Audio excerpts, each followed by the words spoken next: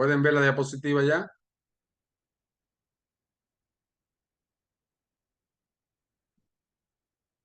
Sí, doctor.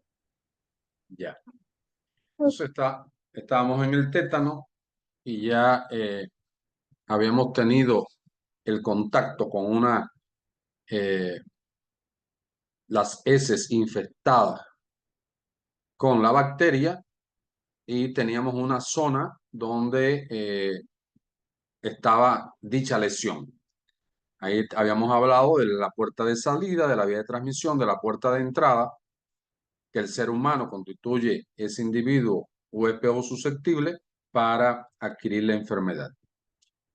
Ahora, nos van a preguntar esto, la tríada clínica de la enfermedad. Y la tríada clínica son contracturas musculares, actitudes viciosas y espasmos musculares paroxísticos. Esa es la tríada.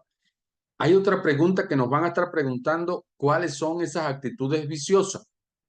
Y yo tengo que saber que está el opistótono, que es cuando el cuerpo está todo arqueado hacia atrás, hacia el extremo de tocarse el occipucio con los talones. El emprostótonos o tétanos en bola es muy frecuente en el niño pequeño y por enrollamiento del cuerpo hacia el plano anterior.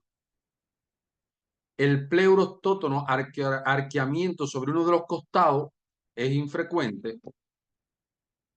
Y el ortostótono, que es el más frecuente de todo, donde el paciente se mantiene recto embarado, rígido. Aquí hay algunas de esas posiciones. En emprostótono, todo hacia adelante; en ortostótono, donde el individuo está embarado, y el pleurostótono hacia un costado. Van a estar preguntando formas clínicas de presentarse la enfermedad. Ahí tenemos el tétano generalizado, donde adopta el paciente aquella actitud viciosa con las contracciones y la rigidez característica y los espasmos, que en este paciente de tétano generalizado, como agarra la musculatura de la cara, aparenta que el individuo se está riendo y es por la contractura de los maceteros y de los músculos faciales, y es lo llamado risa sardónica, con trismo del paciente, risa sardónica como una contracción importante, que en estos episodios de espasmos musculares y de contracturas musculares hay mucho dolor, y que es el que mayor, en la forma generalizada, la que mayor también mortalidad tiene para nuestros pacientes. Está el tétanos localizado, donde está localizado en una zona determinada, sobre todo muy cerca a la zona de inoculación de la bacteria. Y el tétano cefálico, que se ve sobre todo en el recién nacido. Es un parte de las preguntas del pediatra, imagino. En la profilaxis, no.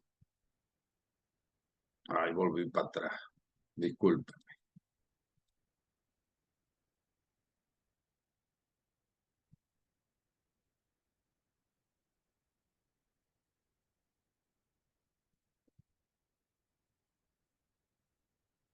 En la prevención de esta enfermedad vamos a tener algunas condiciones, como por ejemplo, un individuo que no está vacunado ni está expuesto a la infección.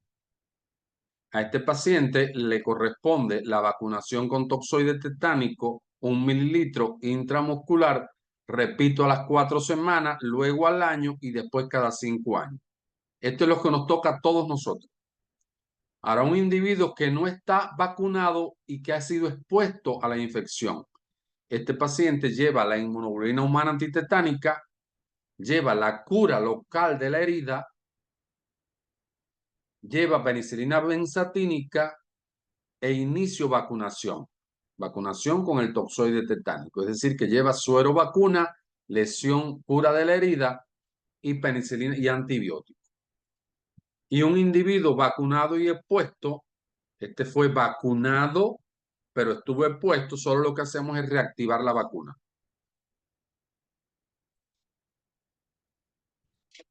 En el tétano, el objetivo terapéutico 1 cuando se presenta la enfermedad,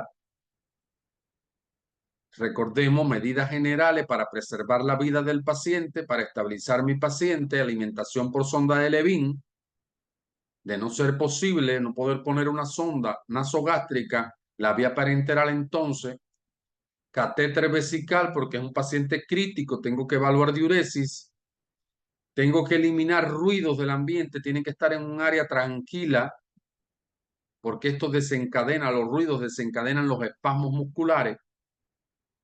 Tengo que evaluar constantemente mi dinámica respiratoria porque sé que puede afectar los músculos accesorios de la respiración. Tengo que vigilar el medio interno porque recordemos que es un paciente crítico que está con un cuadro febril, que está no alimentándose correctamente. Y tengo que garantizar el aporte calórico necesario. Serían medidas generales para atender a un paciente y estabilizarlo y garantizar la vida del paciente. Primer objetivo. En el objetivo terapéutico número 2, que ya es el específico de la enfermedad, si la puerta de entrada merita tratamiento quirúrgico, habrá que llevarlo al salón y realizar el tratamiento específico.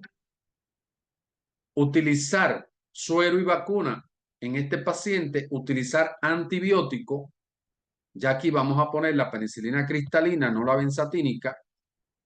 Si el paciente tiene muchos espasmos musculares, tiene muchas contracturas musculares, está muy inquieto, muy irritable, imaginen ustedes lo que significan estos espasmos que son muy dolorosos, hay que sedar al paciente y en muchas veces esta sedación lleva a medicación importante, no solo benzodiazepinas que pueden ser utilizadas, pero muchas veces se necesitan medicamentos un poco más fuertes, como es los barbitúricos en este caso. Estos serían los elementos que no debo de dejar de conocer en el paciente con tétanos. Bien resumido. Paludismo, malaria.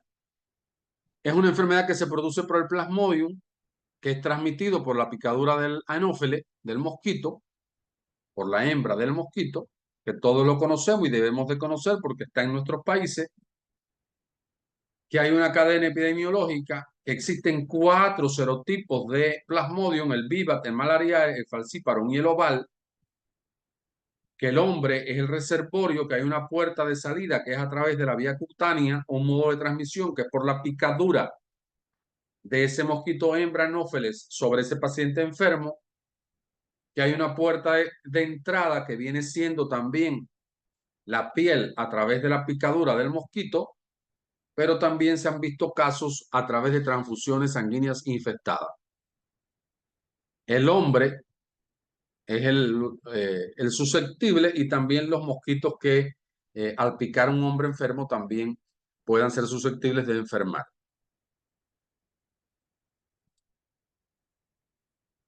El periodo de incubación depende del serotipo. En el falciparum de 7 a 14 días, el viva y el oval de 8 a 14 días y el malarial de 7 a 30 días. Es decir, que tiene un periodo de incubación variable. Hay casos en que se ha extendido este periodo de incubación, cuando sobre todo es a través de la vía de transmisión, a través de la transfusión de sangre. En la clínica de la malaria, del paludismo, no se me puede olvidar una triada característica, y son esos 3 primeros signos que aparecen acá. Fiebre con escalofríos importantísimos, y luego de esa fiebre con escalofrío, una sudoración profusa de que agarramos la sábana que tenía el paciente y podemos exprimir y gotea el sudor. Entonces imaginemos que esta fiebre con escalofríos es importante. Si el paciente no se está alimentando, tengo que cuidar mucho el medio interno. Pueden aparecer otras sintomatologías, por ejemplo, de la esfera respiratoria, de la esfera neurológica, de la esfera digestiva. Sí, puede haber manifestaciones asociadas, digestivas, respiratorias y neurológicas, pero sobre todo nunca olvidar la triada: fiebre, escalofrío y sudoración profusa. Hay algo característico también en muchas ocasiones, no en todos los pacientes, que después de un lapso sin fiebre, aparezca de nuevo el cuadro febril, ya sea en días alternos o cada 3 días. Es decir, esto es algo característico que me hace sospechar también la enfermedad. No obstante, la enfermedad generalmente existe un genio epidemiológico, es decir, existe una zona endémica de paludismo, de malaria. Ya yo sé que cada vez que me llegue un paciente con fiebre, calofrío y sudoración, tengo que pensar en esta enfermedad y voy a estar haciendo la gota gruesa palúdica. Existen algunas normas por el protocolo de Bolivia que tenemos que tener en cuenta que pudieran, la han preguntado, normas de diagnóstico. Dice, a toda persona que en área endémica para malaria o procedente de ella tenga fiebre o antecedentes recientes de fiebre, pienso en la enfermedad. A todo niño menor de 5 años con enfermedad diarreica aguda o enfermedad respiratoria en área endémica o procedente de ella, descarte la enfermedad. A toda persona que presenta sintomatología compatible con malaria o solicite el examen de gota gruesa, usted realice la confirmación con la prueba con gota gruesa y a través de confirmación con pruebas rápidas de inmunocromatografía para el diagnóstico. A todo donante de sangre procedente de zona endémica o que tenga antecedentes, hay que hacerle las dos cosas, gota gruesa e inmunocromatografía. A todo paciente sospechoso de malaria que no se encuentre en una zona endémica con antecedente de haber estado por lo menos una semana antes, piensa en la enfermedad. Y a toda persona antes y después que realice actividades extractivas en las zonas endémicas de la malaria, piense en la enfermedad. Dice, en caso que una gota gruesa y extendido sanguíneo sean negativos y el paciente continúe con sintomatología subjetiva de malaria, se le debe tomar gota gruesa y extendido sanguíneo por 3 días. Es decir, estudios serológicos, gota gruesa seriada por 3 días. Si continúa negativo, se debe remitir al médico para descartar otras patologías, es decir, buscar diagnósticos diferenciales. La toma de la muestra para gota gruesa y extendido se realiza en cualquier nivel de atención y la lectura se realiza donde haya microscopio y personal entrenado de acuerdo a la guía de diagnóstico. La prueba diagnóstica a través de una prueba de inmunocromatografía será realizada por el colaborador voluntario o técnico que se encuentre en el lugar de difícil acceso. A todo paciente con diagnóstico positivo de malaria se le realizará un extendido gota gruesa de control después de terminado el tratamiento. Es decir, que yo estoy obligado a cuando cumpla tratamiento mi paciente, mejoría clínica, estudio con gota gruesa para saber que está negativa. Hay un algoritmo que resume estas normas de diagnóstico. Ante un paciente sospechoso de malaria, confirmo con gota gruesa y prueba rápida. Si el caso no es confirmado, repito gota gruesa y frotis por 3 días. Si el caso no es confirmado, busco un diagnóstico diferencial. Si el caso se confirma, sea por esta vía la primera vez o en las 3 seriadas, tratamiento específico supervisado.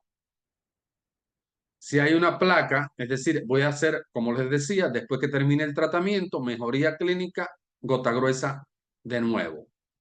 Y ahí voy a evaluar si hay una respuesta apropiada al tratamiento, hablo de caso curado, y si no hay una respuesta apropiada al tratamiento, repito el tratamiento que había colocado.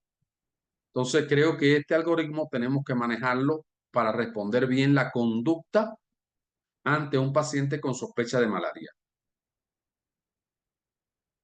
El tratamiento en pacientes donde el área de transmisión sea del serotipo del Vivax, vamos a estar utilizando la cloroquina de 150 miligramos, que para el adulto van a ser 4 tableticas. Ahora, en pacientes donde la circulación sea del Plasmodium falciparum, tenemos por grupos de edades igual, para el adulto 13 años y más con más de 60 kilos, cloroquina de 150 miligramos, 4 tabletas, y vamos a estar dando primaquina de 15 miligramos, un comprimido.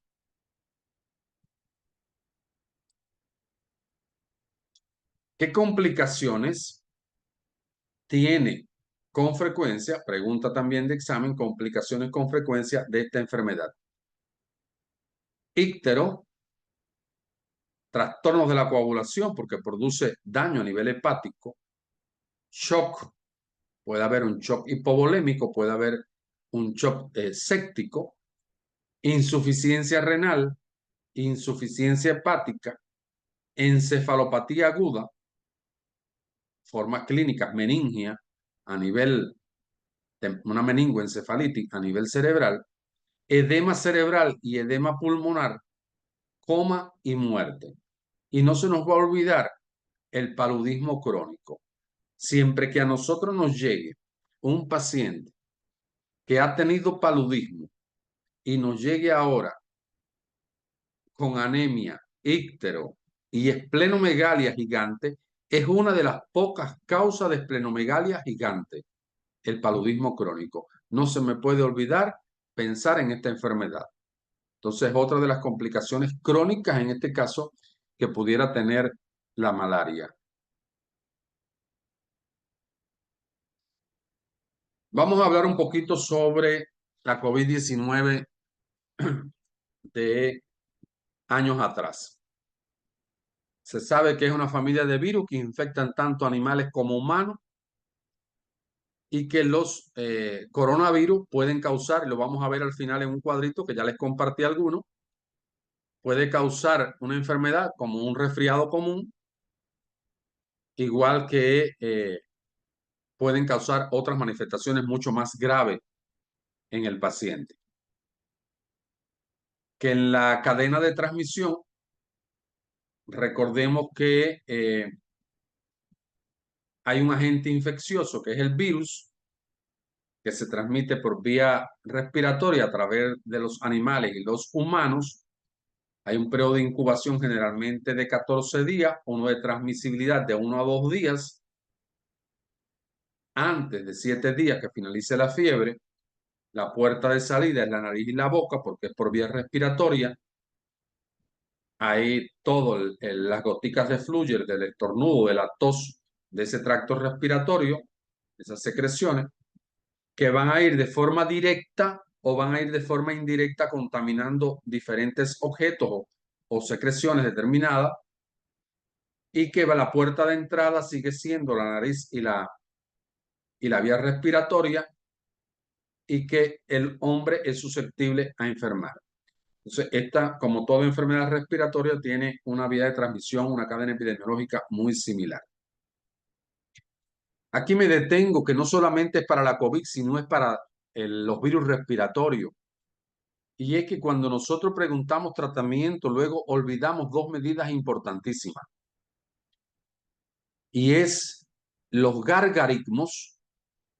Yo debo en las infecciones respiratorias altas, sobre todo antes que agarre pulmón, debo de mantener toda el área respiratoria alta, limpia y tibia. Recordemos que aquí a nivel de las amígdalas tenemos el anillo de Waldeyer. Yo necesito que ese sistema inmunológico que me protege trabaje bien. Por tanto, entre más limpia esté esa zona, mucho mejor. Y tibia, y le mando a hacer vaporizaciones a mi paciente para que mantenga toda esa área tibia, húmeda y limpia. Entonces, recordemos esto porque a estos virus no les gusta ese ambiente. Les gusta el ambiente que esté sucio. Para colonizar rápido, que las defensas no trabajen e irse rápido al tracto respiratorio inferior y producirnos neumonía y llevarnos a la muerte. Entonces, esto lo aprendimos con la COVID. Han preguntado un poco de la historia de esta enfermedad. Los primeros casos de COVID fueron reportados en diciembre del 2019 en China, una provincia china. Estos casos estuvieron asociados en el mercado de mariscos y animales vivos de esa ciudad. En enero del 2020 se identifica el virus, denominándolo SARS-CoV-2 como el agente causal de la enfermedad. En semanas y meses siguientes, el virus se propaga por fuera de China y es reportado en la mayor parte de los países.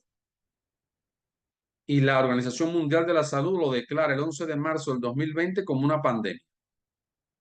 Entonces, estos son elementos muy generales en la historia de la enfermedad que debemos de conocer para entenderlo. ¿Por qué lo consideran una pandemia? 4 justificaciones acá para responder esta pregunta. Bueno, porque hubo una extensión geográfica global, es fue localizado en todos los continentes. Por la elevada transmisibilidad de la enfermedad, es decir, cuando alguien en la casa lo agarraba, ahí venía el otro y el otro. Por el impacto que tuvo en la salud pública, los sistemas de salud eh, se vieron muy comprometidos, tanto en recursos humanos, materiales, de espacio, de estructura, por la afectación económica y social que implicó para el país o para el departamento, para el municipio, para donde quiera que nosotros ubiquemos el contexto. Entonces, estas 4 justificaciones, esos nombrecitos de los 4 hay que sabérselos porque la explicación la sabemos. Entonces, recordar esos 4 elementos, esos 4 tips, llevarlos al subconsciente, como siempre decimos, para poder responder por qué fue considerado una pandemia. Esta enfermedad tiene 3 fases, una fase inicial o temprana, que dura aproximadamente de 1 a 5 días, que pueden aparecer síntomas leves, fiebre, tos seca, fatiga, dolor de garganta, anosmia, ageusia, trastornos del gusto, que todo va a depender de la respuesta inmune del organismo y también ya hablábamos de que había una transmisibilidad alta en este periodo, en esta primera fase. Este cuadro es del Programa Nacional de Bolivia, por tanto hay que dominarlo. En esta fase inicial, también llamada infección viral temprana, donde está el 80% de los casos, y aquí se resolvía la mayor parte de los pacientes, voy a estar utilizando antitérmicos que no se deben de combinar. O utilizo el paracetamol o utilizo el ibuprofeno. Y ahí les estoy dejando las dosis en niños y en adultos, la presentación y las precauciones que tengo que tomar con este paciente. Ahora, tengo que fortalecer el sistema inmunológico de mi paciente. Y ahí utilizábamos las vitaminas, el omega 3 y el zinc. Y aquí están las dosis pediátricas y dosis del adulto, las precauciones que tenemos que tomar también en este paciente y su presentación. Si el paciente tenía una tos muy incómoda, recordemos que la tos es mecanismo de defensa. Necesito que mi paciente tenga tos para que movilice secreciones y bote. Pero si era una tos que comprometía el sueño, comprometía la alimentación, era muy incómoda, entonces debíamos de manejar con medicamentos que aliviaran, como la codeína o el dextrometorfano, sobre todo la codeína, el Cocedal. Si el paciente estaba con manifestaciones diarreicas del tipo de la diarrea, indicábamos loperamida. Y si el paciente, y utilizamos en el paciente los antibióticos, como el amoxicilina, ácido clavulámico, en el paciente no alérgico a la penicilina o acitromicina, en aquel paciente que fuera alérgico a la penicilina, o de entrada podíamos poner también la acitromicina. Entonces, fíjense que tenemos 5 pilares de tratamiento para el paciente con COVID-19, con SARS-CoV-19. La fase 2. Ya en la fase 2 había un daño, una neumonía establecida, aproximadamente de 5 a 10 días después de iniciado el cuadro, con síntomas de respiratorio ya más evidentes, más que las manifestaciones generales que habíamos mencionado, con un cuadro febril mantenido, con dificultad respiratoria y con punta de costado. Ya aquí comenzaban a aparecer manifestaciones radiológicas, tomográficas. También todo dependía de la respuesta inmune y aquí el individuo comenzaba a saturar por debajo de 90% y era necesario ponerle oxígeno. Aquí les estoy dejando en este grupo que se manejaba en segundo y tercer nivel de atención. El anterior grupo en la fase inicial podía manejarse en el primer nivel. Recuerden que nuestros hospitales estaban saturados y nosotros mandábamos los pacientes para la comunidad con seguimiento. Entonces, en esta fase puede tener la enfermedad una modalidad, estar leve o moderado, o puede tener una forma en la forma pulmonar, una forma pulmonar grave. En ambos casos, voy a estarle dejando acá cuál era la situación clínica específica. En esta forma, generalmente la leve y la moderada, ya forma pulmonar, pero no había tanto compromiso del paciente. Fíjense que aquí le aplican, esto es pregunta de Iberrocha, CURP 65, tenía un CURP 65 con una puntuación de 1 o una puntuación de 0, que era considerado leve, moderado, iba a estar en una sala abierta, una sala de medicina interna, una sala de pediatría, y había un tratamiento específico que estaban dados ya a este paciente, además de las medidas generales de sostén que le poníamos a todo paciente con la enfermedad. Utilizábamos anticoagulantes, es decir, había una tromboprofilaxis. Y los antibióticos en dependencia del paciente, como lo estábamos evaluando, la clínica y la radiología. Ahora, cuando se trataba de un paciente en la forma grave, donde ya aquí sí ya el COR 65, por ejemplo, igual 2, 1, 2 o igual 2, ya no era 0 o 1, en este paciente ya sí manteníamos la tromboprofilaxis, utilizábamos posiciones no frecuentes, la utilizábamos en pronación vigil al paciente, siempre y cuando fuera posible en el lecho, la oxigenoterapia, manteníamos el criterio de los antibióticos en dependencia del paciente en lo particular y el tratamiento con plasma en dependencia del paciente también y los resultados de laboratorio que iban arrojando los mismos. Entonces, creo que acá, importante un tanto resumiendo, una fase inicial que la manejábamos en un primer nivel de atención y que generalmente existen 5 criterios para el tratamiento específico de la enfermedad, pero que eran medicamentos que son de uso ambulatorio. Sin embargo, en la fase 2, en la fase pulmonar, pues la vamos a dividir en leve y moderada, con un tratamiento específico determinado, pero ya la forma grave ya había mayor compromiso para el paciente y ya le añadimos acá a la tromboprofilaxis, le íbamos a añadir el cambio en la posición del paciente, le íbamos a añadir evaluar el uso o no de antimicrobiano y íbamos a estar evaluando el uso del plasma. Y en la fase 3, que es una fase hiperinflamatoria severa, a partir de los 7 o 12 días después del inicio de los síntomas, y ya es este paciente donde se hablaba ya de la tormenta de citoquinas, se hablaba de una enfermedad, un daño importante a nivel respiratorio con manifestaciones de un distrés respiratorio agudo y que habían complicaciones sistémicas a cualquier nivel. Este paciente, muchos evolucionaron a la muerte. Entonces, esta forma grave ya nos da lo que estábamos mencionando, y en estos pacientes, sobre todo, lo que hacía la diferencia era el apoyo inotrópico, volumétrico, de reposición de volumen, el apoyo inotrópico y el apoyo ventilatorio con ventilación mecánica era lo que hacía diferente al paciente con una forma clínica pulmonar leve, moderada o severa, pero solamente pulmonar sin compromiso de estas complicaciones. Aquí en esta fase hiperinflamatoria es importante porque nos pudieran estar preguntando cuáles son las complicaciones de un paciente con SARS-CoV-19. Y aquí tenemos esas complicaciones. La neumonía, el distrés respiratorio, la insuficiencia respiratoria aguda, el shock, la sepsis y la falla multiorgánica. Aquí les dejo el tratamiento de esta fase hiperinflamatoria que ya estábamos comentando. Y hay un cuarto momento que es la fase de recuperación, que iba a todo aquel paciente que no llegaba a la fase hiperinflamatoria generalmente y que evolucionaba satisfactoriamente. Después de días o semanas, incluso meses, aparecía también esa recuperación.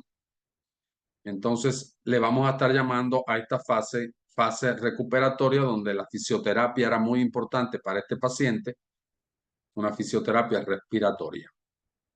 Y por último, este cuadrito que les compartí hace días atrás, que es una pregunta que están haciendo: ¿cuál es la diferencia entre gripe y resfriado común? Creo que lo más importante es lo primero, saber que gripe es producida por alguno de los serotipos del virus de la influenza y que resfriado común es producida por el resto de los virus. Entonces ahí está una creo que la diferencia fundamental para no confundir y hay que partir de ahí. Y entonces la clínica es bastante distinta también. En la gripe, el inicio de los síntomas es súbito, hay fiebre alta, el dolor de cabeza es frecuente, los dolores musculares son frecuentes, puede haber fatiga, debilidad extrema. Ahora, la congestión nasal, los estornudos y el dolor de garganta no es lo frecuente. Puede haber tos seca, puede ser severa, puede haber complicaciones como las que habíamos visto. Dura de 1 a 2 semanas, hay prevención con vacuna y el tratamiento antivirales, reposo, hidratación, analgésico.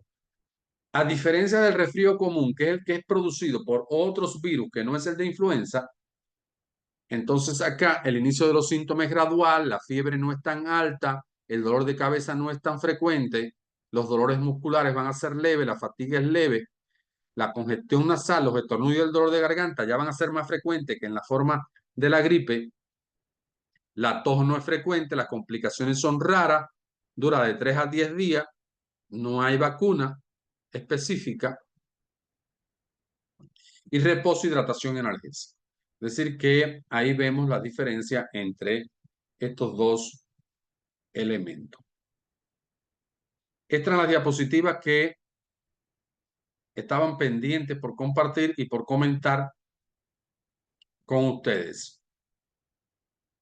Antes que lo olvide, a Laila Rayani y Chian Marelli, vamos a crear un Zoom cuando se acabe este, que ya se está para acabar, para hablar un poquito de la dinámica de la actividad. ¿Alguna pregunta, muchachita?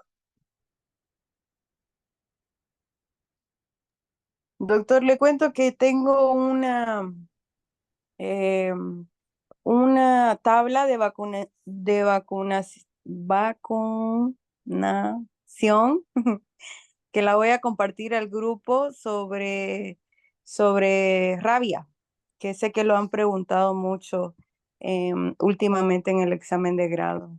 Muy bien, Wanda. Te agradecemos. Doctor, Todo eso, el grupito que hemos hecho también es para eso. ya, una preguntita. En la vacuna, uno es vacuna y el otro es el suero. Uno se aplica directamente cerca de donde fue mordido y el otro ¿dónde se aplica? En el deltoide, en el Ah, deltoide. ok, ya doctor, está bien. Porque en los centros de salud sé que lo aplican cerca del ombligo. Ya. Entonces, pues, valorar siempre los protocolos, es decir, revisemos bien. Ahora me dejas con la duda esta. Revisemos bien el protocolo, pero me parece que cuando estuvimos viendo la diapositiva habíamos visto que la vacuna estaba en el deltoide y en el Sí. niño en el muslito y el suero lo poníamos así como tú decías. Ya, ya doctor, está bien. Lo voy a compartir ahora en Ya. el grupo. Doutor, uma pergunta. El COVID es la síndrome de COVID. Es una síndrome de condensación pulmonar ou es una síndrome respiratória normal? No, síndrome respiratorio no existe. Si yo digo síndrome respiratorio, es un saco, es muy grande. Entonces, ¿de qué va a depender, Laila? Del momento en que yo vea la COVID. Porque si es una fase inicial, todo queda respiratorio alto. Entonces yo digo síndrome respiratorio alto, ¿ya? Porque lo que está dando es manifestaciones acá arriba. Pero si ya va a la fase pulmonar en el segundo momento, ya ahí sí me da neumonía. Y en la fase hiperinflamatoria también, ya ahí sí hay neumonía. Y ahí sí puedo plantear el síndrome de condensación inflamatoria pulmonar. Ah, ok. Ya, gracias. Recordemos, para justificar un tanto esto que les decía de que el síndrome respiratorio es muy amplio, recordemos que tenemos síndrome obstructivo bronquial, que tenemos síndrome de interposición líquida, que tenemos síndrome de interposición aérea, ¿verdad? Que, es decir, que síndrome respiratorio son varios. Por tanto, cuando yo digo síndrome respiratorio solito, no ubico nada. Ya, doctor. Bueno, más tarde le estoy compartiendo las diapositivas, le estoy compartiendo la grabación y nos reunimos ahora, Lisette, Laila Rayán, Nishi Amarelli, le estoy pasando un enlace nuevo. Ya, Tengan doctor, gracias. bonito Bien domingo domingo. para terminar. Domingo.